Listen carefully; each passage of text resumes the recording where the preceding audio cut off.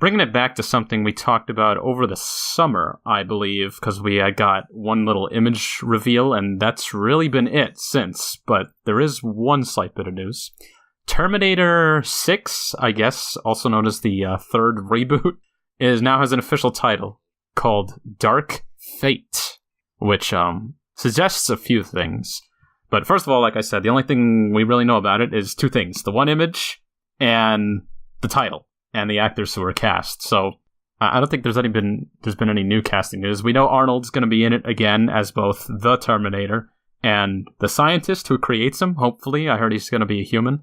I mean, that would make sense, actually. Like, you know, of course, a creator of these things would model his creation after him. Of course, then you're getting into the sort of God analogy. But yeah, I guess if they're going to have him be the actual Terminator, they're going to seriously have to de-age him. Like, I can't imagine him playing that role in his current age, you know? Well, I figured if they actually decided to continue off of Genesis, they could just say it's the future of that movie, and then you have old Arnold. So I haven't seen Genesis. Well, spoiler, he survives, so he could still be around, technically. Gotcha. So what is it, like a version of his Terminator from the original trilogy is...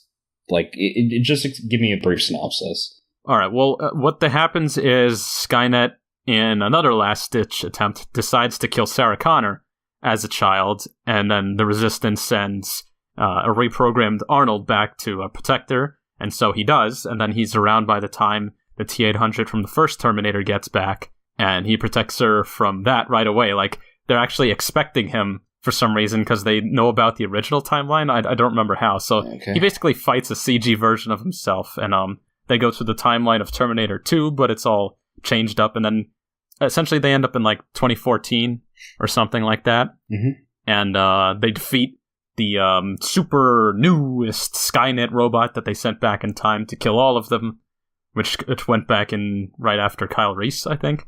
Right. And, they beat that, and then old Arnold is there at the end, and Kyle Reese is alive, and they say, well, now we have one big happy family. You, me, and a robot. Yeah, so somewhere along the lines, this just got increasingly more convoluted. Yeah, which is, I guess, why they're rebooting it. Also because underperformance, I suppose. Yeah. And again, they're saying that they're intending for this movie to start a new trilogy, which they said about Genesis, which they said about Salvation. Well, I mean, I thought Genesis was the start of the new trilogy, and... Salvation was the start of the new trilogy, and Genesis was the sequel. I mean... Look, you're going to have a trilogy of failed starts to trilogies. Look, I actually love the original Terminator trilogy. I'm one of the few people who actually enjoyed Terminator 3. But come on, Salvation was just bad.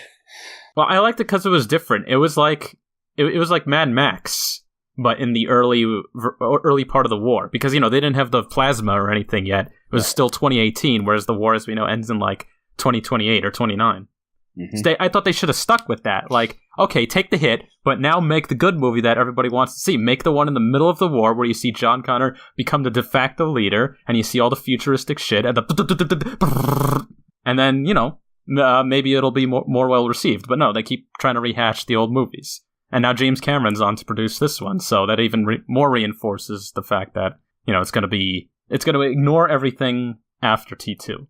Right. So this is supposed to be the direct sequel, but funny enough, there's no adult actor cast as John Connor, but there is a kid who's a lookalike to the young Edward Furlong, who apparently will be playing him in, I don't know, maybe flashbacks or something with a little CG manipulation there. So considering the title is Dark Fate, I think John Connor is dead. That's it. And now the new leader of the Resistance has to be Sarah Connor.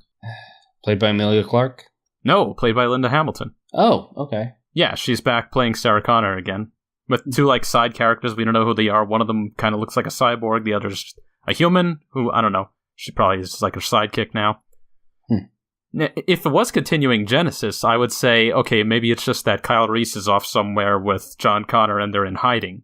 And Sarah Connor does, all the protecting and the action. But since it's not, I'm just going to assume, based on the title and the fact that it's just a kid, that he is dead, and now the new leader, because, women empowerment, is going to be Sarah Connor. Yeah. But here's the funny thing. The whole series is predicated on the paradox of, like, chicken or the egg, right? They send a robot back in time because John Connor is there to defeat the machines. He leads the human race to victory, and then he sends, Kyle Reese back in time to protect Sarah Connor. And then, they do the thing, and then baby John Connor comes out. But wait a minute. If there was never any John Connor to begin with, then the machines wouldn't have to send a robot back in time, and John Connor wouldn't have sent a guy back in time to then produce with his mother and make him, and then he wouldn't have been around. Error. Yeah. So, I mean, that's really the trouble with time travel. Like, it just gets gradually more convoluted the more you think about it. But at least what I can tell about the Terminator timeline is that it was originally designed to be sort of static, in that, basically the events always happen that way. Like, John Connor always existed in this timeline so that the machines could eventually try to go back in time to kill him, which subsequently created him. It's an infinite loop. There's no telling if anything actually started it or if that's just how time wanted things to happen. But I don't know. Either that or he just had a different father to begin with. Well, I mean, when it really comes down to it, I feel like we can't get too hung up on the time travel thing. If we try to think about it, our heads will explode. Yeah, like mine just did. Yeah, there's really no logic in time travel when you really think about it. I really don't think time travel would ever be possible for that reason, That's the thing about time travel, Barry. The more you do it, the less logic applies.